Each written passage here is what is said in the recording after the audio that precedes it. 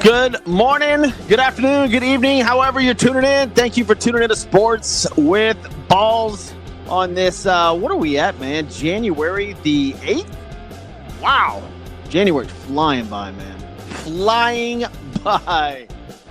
Oh, got incredible sports stories to talk to you today about. Lots going on, as usual.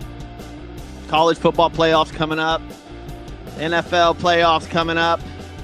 Just a lot of fun, man. Lots and lots of fun. But first of all, got to thank a couple of people make this show happen. Number one, Christian's Tailgate Bar and Grill. Place is absolutely phenomenal. Go check it out, christianstailgate.com. If you're looking for the playoffs or a place to go watch the college or NFL playoffs this weekend and or NBA, they have it all. They have it all. Go to christianstailgate.com. Find one near you. Award-winning food as well. Places just the bomb. Also, if you're in trouble, 713-864-9000. Mark Thiessen over at Thiessen Law Firm, or go to thetexastrialattorney.com.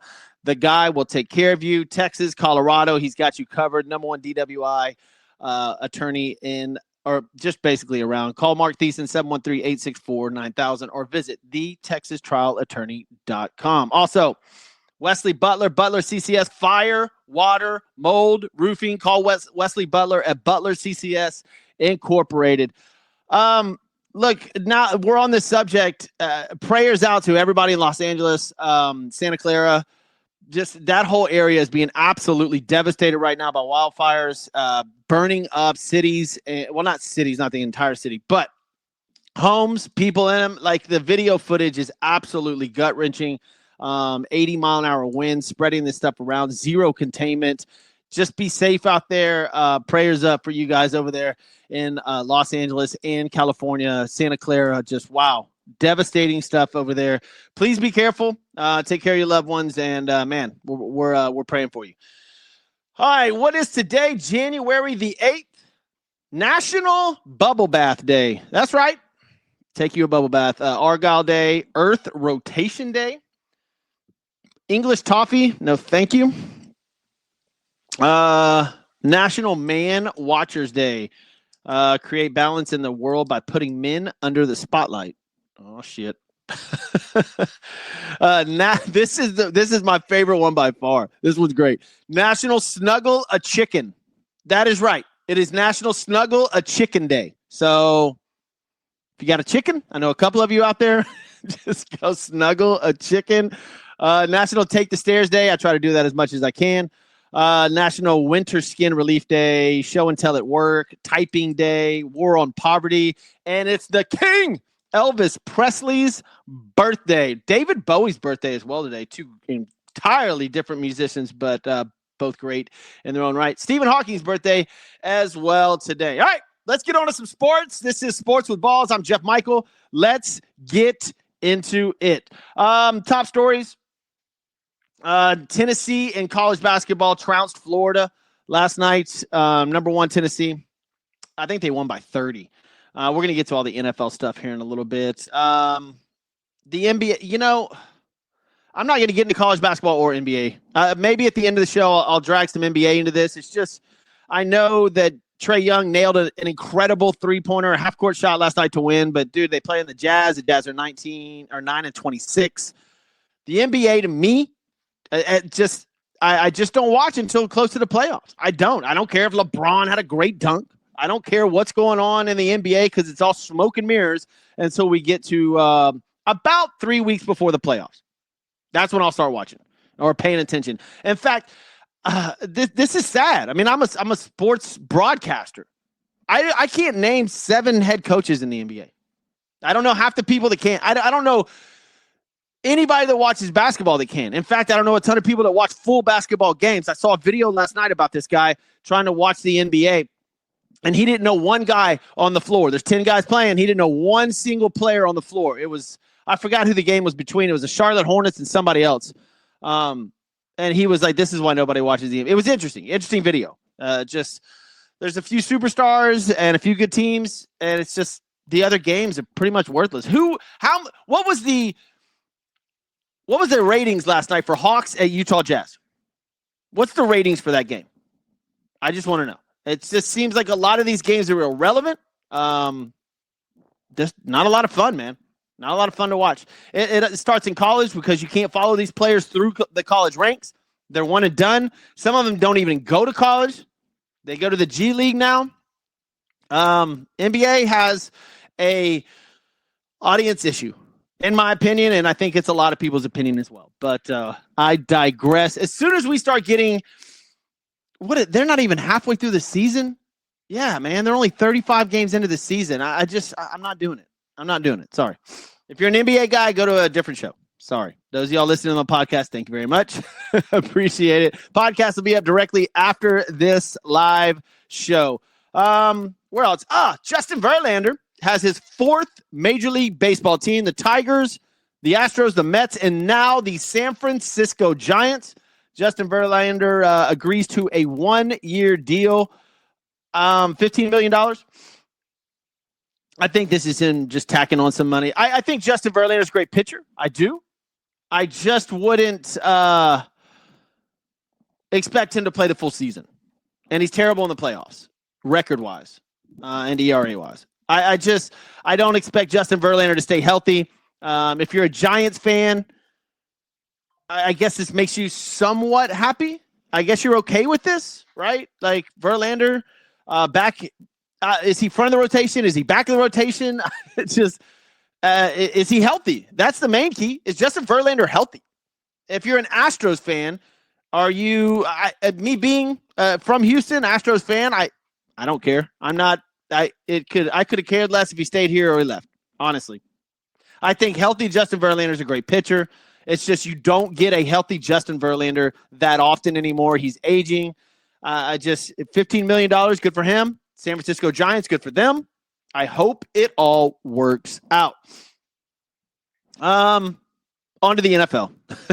Let's get on to the NFL where the coaching carousel continues as the Raiders fire their head. Well, let's just go over everybody. Let's go over everybody. This season already, the New York Jets fired Robert Saleh. The New Orleans Saints fired Dennis Allen. Chicago Bears fired Matt Eberflus. New England Patriots fired Jared Mayo. Jacksonville fired Doug Peterson. And now the Raiders have fired Antonio Pierce. 6 coaches. Now, we all knew this was coming. It happens every year. It's 5 to 7, sometimes 8 coaches, which is unbelievable. We've got 6. 6 coaches got fired between the New York Jets firing Robert Saleh right around Thanksgiving, I think, somewhere right before that. And we've got 6 openings. It's interesting. There's a lot of interesting scenarios here, right? If you're the Jets, the Aaron Rodgers situation with Devontae Adams over there, on paper, I remember before the season started this past season, on paper, the Jets looked phenomenal. And everybody was thinking the Jets are going to kill it. Playoff bound. I mean, playoff bound. Some people, minute people, had the Jets going to the Super Bowl. Aaron Rodgers had a decent season. He did. For his age, he had a decent season. Who wants that job? Who wants the Jets head coaching job? I know there's a couple of names out there. We'll see. We'll see. And last night we found out, or yesterday, Las Vegas Raiders fired Antonio Pierce. I'm not shocked by that. This is a Tom Brady-led team now. You know he's going to be all in on the rooms in any interviews that go on. I don't know who leads this conversation as far as taking over the Raiders, but Tom Brady's a winner. Tom Brady is a winner. I think this is going to have his fingerprints all over this. The Raiders are in for a rude awakening. The Raider fan's going to be happy. I believe so. I don't think Tom's going to let this falter. In fact, I think Tom does the Super Bowl this year. If that's correct, if Fox has the Super Bowl, I think he might be 1 and done in the booth, maybe 2 and done. I just think he's way too involved in the football aspect. And if he's doing broadcasting, he will not be able to be that hands-on with the Raiders. I think Tom Brady is going to be all over this Raiders team and eventually be the face of it and basically be the head. I can't see him not being that. I don't think he can do both. I don't think Brady can be in the booth and take care of the Raiders. This will be Tom Brady's decision on who is the next head coach of the Las Vegas Raiders. 100%. And he's going to make that decision. He's going to get more involved with the front office, and he's going to have to leave the booth.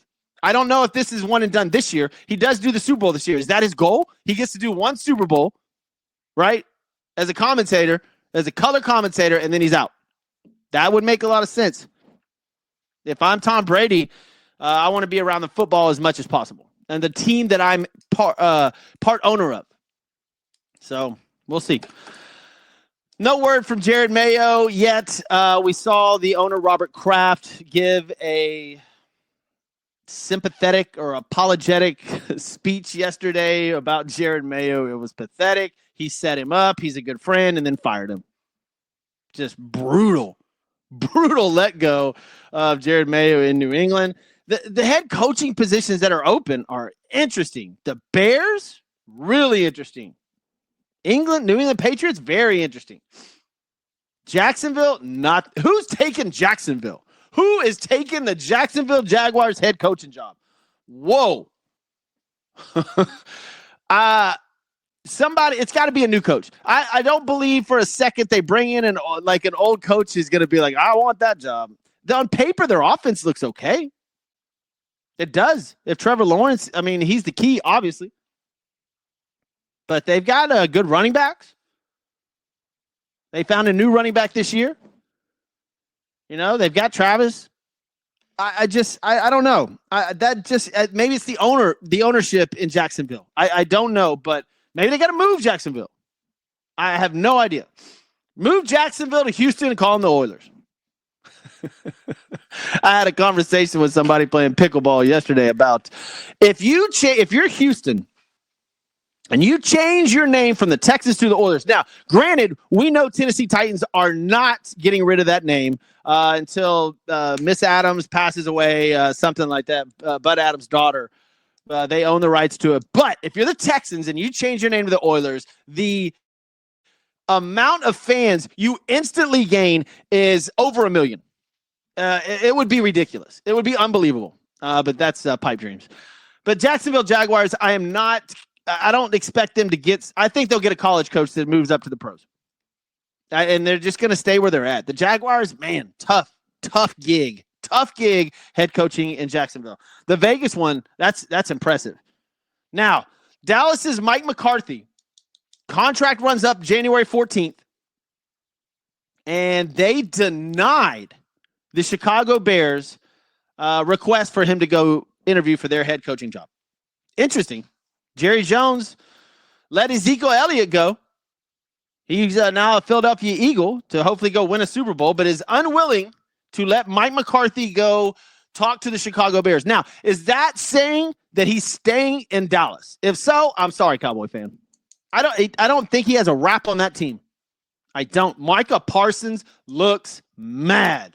He looks upset. He doesn't want to be there. He was on Twitter trying to recruit Tyreek Hill. Tyreek Hill to Dallas would be, look, I'm in this for content. I'm in this business for content. Take Tyreek Hill to Dallas. Please take Tyreek Hill to the Cowboys so we can watch this shit show unfold. And let Mike McCarthy stay the head coach. Oh, boy, please let that happen. Content-wise, that's phenomenal. Bring it on. I want to watch that shit show every single week. Dak Prescott, oh, my God. With Tyreek, on paper, you can hear Cowboy fan now. This is our year. We've got it all together. And then watch the dominoes fall, brother. Whoa, man. Speaking of brother, did y'all see Hulk Hogan get booed the shit out of on Netflix? That was interesting. But I think going back to the Mike McCarthy thing in the Cowboys, it looks like he's staying there. It does. His contract's up, but it looks like he is staying there. Does Dallas fall apart? Do they get it together? It's always interesting with the Dallas Cowboys. And if Mike McCarthy goes, who are you hiring? And where's Mike McCarthy going? Mike McCarthy's a decent coach. He's not terrible. I just think that sort of environment, the Dallas Cowboy job is, man, that's a rough one. That is an absolutely rough job. And you've got all the talent in the world there. That is an incredible opportunity head coaching wise. You talk about polar opposites of where a franchise is and talent-wise and everything. Look at the Dallas Cowboys job and look at the Jacksonville Jaguars job. Speaking of the Dallas Cowboys, too, Jerry Jones said he's not relinquishing any duties to anybody. He's still the general manager of that team. Cowboy fan, weigh in. If you're listening to podcast version, man, thank you for downloading the podcast. It'll be up on iTunes and all of the podcast arenas. As soon as I'm done here on the live show, I will transfer it over to podcast. If you missed anything, thank you guys for tuning in. What else we got going on in the NFL besides the coaching carousel? The Titans fired their GM. Duh. What else, man? The defensive coordinator in San Francisco, Nick Sorensen, is gone. Man. Were they that bad? Was it his fault? I mean, I don't know. Is he going to be a head coach somewhere? And here's another argument that we can get into for a second. Who's the MVP, Josh Allen or Lamar Jackson? I'm on Lamar Jackson train. I know he's already won 2. And in fact, if I'm Lamar Jackson, I don't want it because of the fact that every time I get it, I lose. I just want a Super Bowl at this point. If I'm Lamar Jackson, I tell the voters, give it to Josh Allen. That's an award Josh Allen seems like he needs. It seems like a Josh Allen award. It just feels like that. I know Lamar's stats they're twice as good as they were last year, and he won the MVP. It just feels like a Josh Allen award. I don't know why. And then if you give Josh Allen the MVP, who gets Offensive Player of the Year? Jamar Chase, Joe Burrow, Lamar Jackson. Somebody's getting snubbed. Josh Allen, Lamar Jackson, Jamar Chase, and Joe Burrow. Somebody somewhere along that line is getting snubbed at the award show. I don't know. Man, that's going to be interesting. What else we got, man? Let's move over to stick on the NFL. Wild card weekend coming up. Chargers at the Texans. Chargers -3. Golly. This game is tricky. Chargers have a great defense. Chargers are sneaky good. Texans don't really have a quality win this year. You can call that Buffalo win a quality win. I believe Buffalo had a ton of players hurt. Man, some people are saying this is a shoe-in for the Chargers, and I hate games like this because it feels like a trap game. It feels like a trap game for the Chargers. Texans are at home. Now, NRG in Houston, look, that's an easy road game for road teams. Easy. There'll be a ton of Chargers fans in there. Texans fans love taking selfies and sitting in the bars. They don't really sit down at the seats and what you will see that stadium. The top row will be half empty. 100%. Now, if you go to Green Bay or you go to anywhere else, absolutely nobody is missing a snap of that game. So NRG is an easy place to go to travel to play. Texans are 5-3 at home. Chargers are 6-3 away. It's a good spread. -3. Chargers -3 is a good spread. That means it's really 5.5 points because you get 2.5 for being at home. So that's a good line. That is a really good line. I'm sure the public is going to be all over the Chargers, and that's what scares me. That's what scares the shit out of me. I hate when the public goes massively one way. I think everybody else does too if you're a gambler, and I guess I would consider myself a gambler. But Justin Herbert, do you know that he only has 3 picks on the year? There's only 23 touchdowns compared to all the other great quarterbacks, but he's only got 3 interceptions on the year. If that defense plays the way they've been playing all year and Herbert doesn't turn the ball over, it's a Chargers victory for sure. We know the Texans are without Tank Dell now for the foreseeable future. I don't even know if he's going to make it back next year. He may be done with that nasty knee injury he took in the end zone on a touchdown catch, held onto the ball. Interesting, the over-under is 42.5. That's interesting. That shows me this is a Chargers victory. 24-10, 24-14, somewhere around there. That's a low number for a Texans offense. Really low. So if I had to, I would probably take Chargers -3 as well. Steelers and Ravens. Texans fans were all upset because they've never played other than 3:30 on a Saturday. But The Steelers, you're not going to the Steelers-Ravens game, you're not going to move that, man. Sorry, that's an incredible football game. If you're an NFL fan, even if you're a Texans fan, that Steelers-Ravens game is phenomenal. Go check out the ratings between Chargers-Texans and Steelers-Ravens. It's a big difference. I believe this needs to be a dominant performance by the Ravens.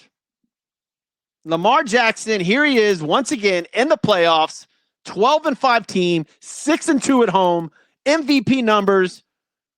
I think, and he's got Derrick Henry now. If not the best running back in the league, it's one A and B between him and Saquon. I think the Ravens need to absolutely put their foot on the throat of the Steelers and make themselves known to get by them. If it's a squeaky win, then you're going to start to have doubt trickle in the Ravens' head, and we'll see what happens after that. But the Ravens are favored minus 9.5. I like Steelers plus 9.5. I do. It's playoff football. You never know what can happen. The over-under is only 43.5. That's why I like that. That's why I really like the plus 9.5 with the Steelers. These teams play each other well. They play each other real well. Now, at the beginning of the season, not so well. I think, well, yeah, it was 18-16.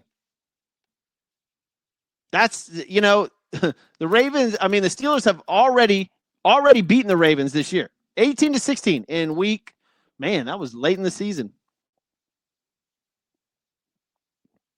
And then, of course, 3 weeks ago, they got blown out 34-17. That's the kind of game that the Ravens need. They need to win 34-17, but I think it'll be closer than that. Give me the plus 9.5, especially if it moves to 10 points. But we'll see. We'll see what happens. That's why you love playoff football. That's Saturday's games. Sunday's games, there are 3 of them. Broncos and Bills, great football game. Bills minus 8.5. Bo Nix, 29-12, touchdown interception. Cortland Sutton doing what we thought he could do. This is in Buffalo. They're 8-0 at home. Be careful. Oh, be careful, Josh Allen. You just play the way you've been playing all season. Don't let this get out of hand. If it's close at the end, just be freaking careful, man. This playoff football, Broncos are playing with house money. You hate this kind of game. Oh, my gosh, you hate this kind of game. It's supposed to be 29 degrees and cloudy. Both these teams are cold weather teams, so I don't see it affecting anything. Man, be careful, Bills. I know Josh Allen has an MVP season. I know between the two, Ravens and Bills, I want to see one of them in the Super Bowl. I do. I really do. So be careful this weekend, guys. Go out there and handle your business. Packers and Eagles at 3:30 after that. Surprisingly enough, this is only Philadelphia minus 4.5. Even though the Packers lost Christian Watson for the season, Jordan Love seems to be okay, so he'll be playing. That's an interesting game because of the Jalen Hurts situation with his concussion. Is he going to be okay to play? That line right there tells me no. That line, if Jalen Hurts is okay, that line will move. But right now, Philadelphia minus 4.5. Ooh, tough. If they don't have Jalen Hurts, man, that's going to be a big, big deal. And then what I think will be an explosive game, and obviously has the highest point total of over under this weekend. Commanders at the Bucks. Both teams just having a blast. I cannot wait to watch this football game. I get it. Broncos and Bills, Packers, Eagles, Steelers, Ravens. Oh my gosh, that's just the build up to those games are phenomenal. But Commanders and Bucks, give me that game all day long. That's going to be fun. Jaden Daniels, obviously rookie of the year. Baker Mayfield with his rejuvenance in Tampa, just going to be a blast. Baker Mayfield has 4,500 yards, 41 touchdowns. Wow. Pay that man. Oh, I think he got paid. But I'd have to look up his contract, actually. But that, to me, game of the weekend. Sunday night, 7 p.m. That game is on NBC on Sunday night, prime time. Blew out Packers and Eagles. They got it 3:30 on Fox. Took over the Broncos and Bills. That's the noon game. They expect that to be a great game. This is going to be a coming out party for on a national stage for one of these guys. Either Baker Mayfield's been in there, but if Baker goes out there and beats Jaden Daniels, or Jaden Daniels goes out there and beats the Bucs in his first playoff game, wow. I'm excited for that. And then Monday night, Vikings at the Rams. We'll go over that game on Monday. NFL booming. Also, this weekend, don't forget, tomorrow night, NCAA playoffs continue. And 2 games that I know everybody is waiting for. UT, Notre Dame and Penn State's tomorrow night, 6:30. Notre Dame -1.5. This should be just an absolute great football game. This is in Miami at Hard Rock Stadium. Miami's going to be booming tomorrow night. I don't even know who to pick. Notre Dame looks great. Penn State looks great. Notre Dame's 13-1. Penn State 13-2. Just get after it, fellas. Just get after it. And Friday, here's the game a little iffy on. Ohio State and Texas. They got Ohio State -5.5. First of all, give me Texas +5.5. This is in Dallas. Austin's 2 hours from Dallas. This should be a home game for them. Ohio State does travel well, but traveling is going to be a bitch. They have a snow and sleet storm coming in tomorrow that's going to affect weather in Dallas dramatically. Like, some of the roads will not be drivable, apparently. They have tickets on sale right now for this game for under $100. That's right. Under $100 at AT&T Stadium because of the weather. After this game's over at 10 o'clock, the roads will be frozen and there'll be water and ice on them. It's going to be dangerous. If you are heading to that game, be freaking careful. That is a bad situation for sure. Let's see. What else we got to do? We got to thank a couple of people. Christian's Tailgate Bar and Grill, obviously. Go to christianstailgate.com. All the games I talked about this weekend, they will all be on at Christian's Tailgate. Go to christianstailgate.com. Find one near you. Award-winning food. Great atmosphere. 5 Houston area locations. Go check them out. Got in trouble this weekend. Got in trouble over the holiday weekend. Thiessen Law Firm. TheTexasTrialAttorney.com. Call Mark over there at 713-864-9000. Tell him Sports with Balls sent you. Wes Butler over at Butler CCS Incorporated, fire, water, mold, roofing, you name it. You got an issue with the house. You got an insurance claim. Call Wesley Butler or get in touch with him on social media. Butler CCS INC. Speaking of fire, water, and mold, again, I mentioned it at the top of the show. Prayers out to those people in Los Angeles, Santa Clara. 80-mile-an-hour winds, zero containment on wildfires over there, destroying homes, people's lives. Y'all just be careful out there. We are praying for you over here at Sports with Balls. Podcast version coming up directly after I get off the air. If you missed anything, download the podcast version. I will see you guys Friday. I'm Jeff Michael. This is Sports with Balls. I'm out of here.